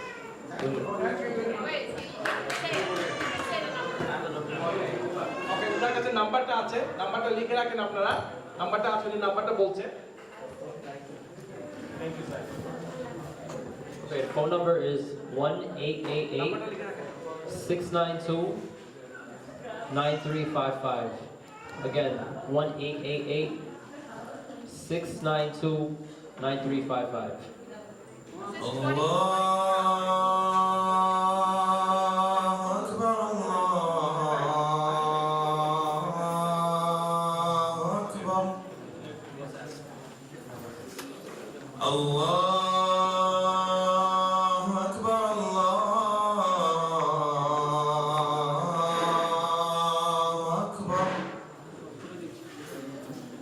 أشهد أن لا إله إلا الله.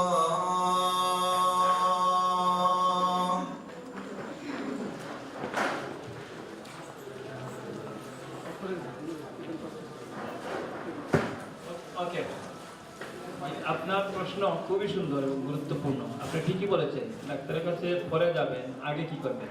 সব ডিপ্রেশনের ওষুধ লাগে না। মাইল্ড ডিপ্রেশন যদি হয়, অ্যাডজাস্টমেন্ট ডিসঅর্ডার হয়, তাহলে ওষুধ লাগে না, থেরাপিতে ভালো হয়। আপনার কি করবেন? এখানে যেসব সুযোগ সুবিধা, এখানে সিনিয়র সেন্টার আছে, যাবেন। আপনি নিশ্চয়ই নামাজ পড়েন, 5 বার নামাজে যাবেন, মুসল্লিদের সাথে কথাবার্তা বলবেন, ইমামের সাথে কথা বলবেন। আপনার ভিতরে যে ব্যথা আছে, সেই ব্যথা আপনি ফ্যামিলির সাথে শেয়ার করবেন। যার সাথে আপনি শেয়ার করতে ভালো পান, তার সাথে শেয়ার করবেন।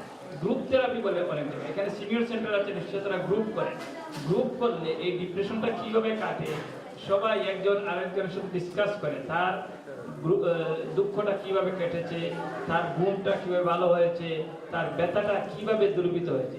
অতএব আপনি যদি আপনার ভিতরে যে ব্যথা সেটা এক্সপ্রেস করেন, বলেন কারো কাছে, ফ্যামিলির কাছে হোক, ইমামের কাছে হোক, আপনার বন্ধু বান্ধবের কাছে হোক, তাহলে আপনার দুঃখটা কমবে। একটা কথা আছে না, কান্নায় দুঃখ মন্দীভূত হয়। তো কান্না করলে দেখবেন দুঃখটা কমে। কেউ মারা গেলে যারা কাঁদে না, মেয়েরা কাঁদে না, তাদের আরেকটা ডিজিজ হয় কনভার্সন ডিসঅর্ডার। তো মারা যাওয়ার পরে কেউ যদি কাঁদে, দ্যাটস গুড। সেম থিং, আপনি আপনার যে দুঃখ ব্যথাগুলি এক্সপ্রেস করবেন, যদি ভিতরে রাখেন, সব ভিতরে রাখবেন, ভিতরে জমা হতে থাকবেন, তখন আপনার ডিপ্রেশনটা আস্তে আস্তে বাড়তে থাকবে। এইসব কাজ করলে, আর আমি আগেরটা আয়াত বলছিলাম না, আল্লাহ বিযিকরিল্লাহি তাতমাইন্নুল কুলুব, আল্লাহর জিকির, স্পিরিচুয়ালিটি, ভার্টিক্যাল রিলেশনশিপ, আল্লাহর সাথে রিলেশনশিপ, সেটাও করবেন। সেটাই আপনার দুঃখ, ডিপ্রেশন অনেক কিছু করবেন। Thank you. I would invite our brother Mamnanul Haq to say something to our participants. Mamnanul Haq, Member Community Board.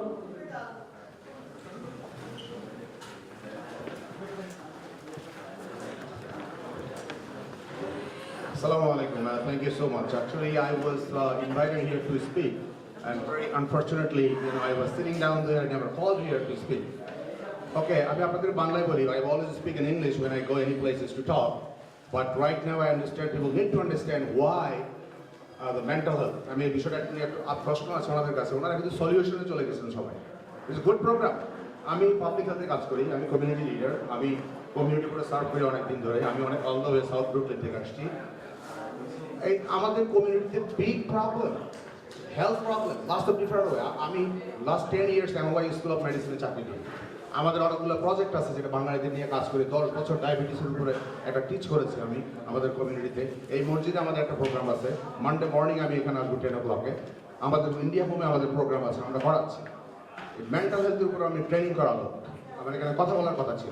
কিন্তু একটা জিনিস আমার কাছে অবাক লাগলো যে ওনারা সলিউশনে গেলেন, কেউ কিন্তু আমাদের কমিউনিটিতে মেন্টাল হেলথ কীভাবে গ্রো করে, কীভাবে মেন্টাল হেলথ শুরু হতে প্রবলেমটা শুরু হয়, হতে পারে, এইসব কেউ কোনো কথা বলেনি। এটা তো ফার্স্ট আপনারা বলবেন যে আমাদের কমিউনিটিতে কী কী কারণে মেন্টাল হেলথ হতে পারে, আমাদের কমিউনিটি কী কী জিনিস নিয়ে প্রবলেম ফেস করতেছে। কেউ আপনারা কথাগুলো বলেছেন? Please, আপনারা ভালো program করেছেন. I'm really thankful to you guys to holding this session here. But you have to start exactly what the problem is. Why the problem occurs in the community first. Then we will come to the solution. I know it's a stigma, people don't want to talk about it, seriously. Not only in Bangladeshi community, all other communities. So I'm so serious, like, you know, I mean, when we have something like, you know, try to give them some, you know, good solution, okay? Thank you so much for this. Thank you, Mamnoor Haq. I don't know who has invited you. We went to Bangladesh Student Center that I, you know, and then he called me 3 times. Who? This gentleman here, where is he? Right here, he's sitting down there.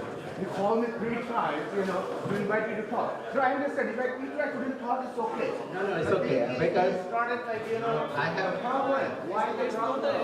No, I have finalized the program. I am coordinating the whole thing. But I didn't know, someone told me. You asked me too, sorry.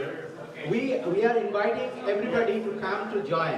This is not to speak. It's okay, but I don't mind that you can talk. But I'm saying, at least approach it, even our community. You can, people, okay, fine. People say, you are a community board member, you give the solution. Please talk, I'm on the talk, please. No talk. You are a community board member, you give the solution.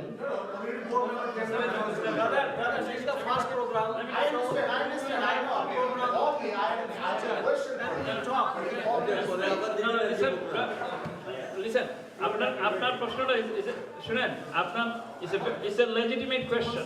Yeah, we missed it. It's a legitimate question. Yes, it is. I didn't want to talk. Can I talk? Can I talk? It's your question. Your question is well taken. It's a legitimate. Sure. আপনারা যারা কর্তৃপক্ষ আছেন, যারা আমাদেরকে এখানে আমন্ত্রণ জানিয়েছেন, Sure. এবং উনি যে এখানে আসছে, যে বক্তব্যটা রাখছেন, আমি তার মাঝামাঝি, আমি একজন আমন্ত্রিত, Sure. আমি সেমিনার অংশগ্রহণকারী হিসেবে এসে বলছি। যে শুনুন। আজকে আলোচনা আছে, আজকে একটা সুন্দর সন্ধ্যা, অনেক সুন্দর সন্ধ্যা, আমরা অত্যন্ত ধন্য যে আমরা আজকে একটা নতুন ধরনের জিনিস এখানে পেয়েছি। এবং আমাদের শুরুতেই যদি আমাদের বিতর্ক হয়, এটা নিয়ে Right. শুনেন, আমরা সবকিছু কভার করতে পারি নাই, কিছু করেছি সলিউশন, আমাদের কজ কমিউনিটি প্রবলেম কিছুটা করেছি, সব করতে পারি না। But maybe next time we'll cover. But your question is very well taken. It's legitimate. Thank you for bringing it up. Okay. It's a beginning. Actually, only I had a question. Thank you so much. Thank you. You want to say something, brother? Yes, please. Yeah, you come forward.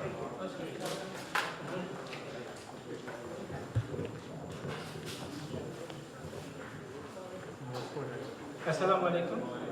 আমাদের সবার তরফ থেকে আজকে যারা এই অনুষ্ঠানটা আয়োজন করেছেন, CoreVision, NYC, GMC, সবাইকে আমাদের তরফ থেকে অত্যন্ত ধন্যবাদ। সুন্দর সন্ধ্যা আমাদের জন্য। আমাদের অনেক সমস্যা আমাদের কমিউনিটিতে, যেটা অন্য কমিউনিটির সাথে কখনো মিল খাবে না। কারণ আমরা একটা মধ্যবর্তী একান্নবর্তী পরিবার থেকে আসছি। চাচাতো ভাই, মামাতো ভাই, খালা, খালু, সমস্ত সবার আমরা পরিবারভুক্ত। এখানে এসে আমাদের সীমিত জায়গা, অল্প জায়গায় থাকি, আত্মীয় স্বজনকে খোঁজ খবর করতে পারি না, ছেলে মেয়েদেরকে মিশতে পারি না, সবাই কাজে ব্যস্ত। কাজেই আজকে প্রথম দিন আমাদের জন্য এটা একটা আনন্দের উৎসব। আমার একটা ছোট্ট প্রস্তাবনা থাকে, এই সেমিনারটা আজকে শুরু হলো, এটা যেন একদিনের জন্য না। এখানকার যারা উদ্যোক্তা আছেন, তারা যদি এরকম আমাদের মাসে একদিন আমাদের সমস্যাগুলো ওনারা শোনেন এবং যে আমাদেরকে বলবেন যে আমরা সিটিতে বলবো, ওই যা অনুবাদক ছাড়া আমাদের মাতৃভাষা বাংলা, আমরা বাংলায় কথা বলতে খুব আরাম পাই এবং মনের দুঃখটা, মনের যে বেদনাটা কিংবা আমাদের অসুখ বিসুখের কথা আমরা বাংলায় যত সহজভাবে বলতে পারি, ইংরেজিতে ঠিক ততটা আমরা পারি না। সেই জন্য আমার একটা ছোট্ট প্রস্তাবনা থাকবে, সিটিতে যেন আমাদের অনুবাদক থাকে। এবং আজকে যারা এই অনুষ্ঠানটা আয়োজন করেছেন, আমি আবারও তাদেরকে ধন্যবাদ জানাই। অত্যন্ত আমরা আনন্দিত যে আমাদের এই কমিউনিটিতে প্রথম একটা উদ্যোগ নিয়েছে CoreVision এবং তার সহযোগী সবাই প্রতিষ্ঠানকে, আমরা যেন আগায় যেতে পারি। কারো কোনো বিতর্কে যাব না আমরা, যার যত সুন্দর আমাদের কমিউনিটিকে সাহায্য করার জন্য, সহযোগিতা করার জন্য যে কোনো প্রস্তাবনা থাকবে, আসবে, বল। আমার এইটুকু, আপনাদেরকে আবারও ধন্যবাদ জানাই। শুভ সন্ধ্যা, আসসালামু আলাইকুম। অসংখ্য ধন্যবাদ আপনাকে। Now vote of thanks will be given by Mr. Kashim, Director, CoreVision Foundation. Assalamu alaikum and good evening. I would like to thank our beloved sister, Dr. Sarah Said. She gave us a lot of time since 6 o'clock in the evening. And also I would like to thank everyone over here, and special thanks Tribe NYC, Ms. Gagan, and Jamaica Muslim Center. They give us space, and we have opportunities to do a seminar over here. I would like to special thanks everyone, media, journalists. Without their help, we cannot achieve this seminar and succeed. And I would like to special thanks every audience for give us time. And thank you very much. Thank you, everybody. It's the prayer time. Let's join to the prayer. And thanks once again, everybody, for coming here. Sister Sarasai, Mr. Buya, Dr. Mujib, Dr. Zinun, and Mayun, and everybody. Thank you very much.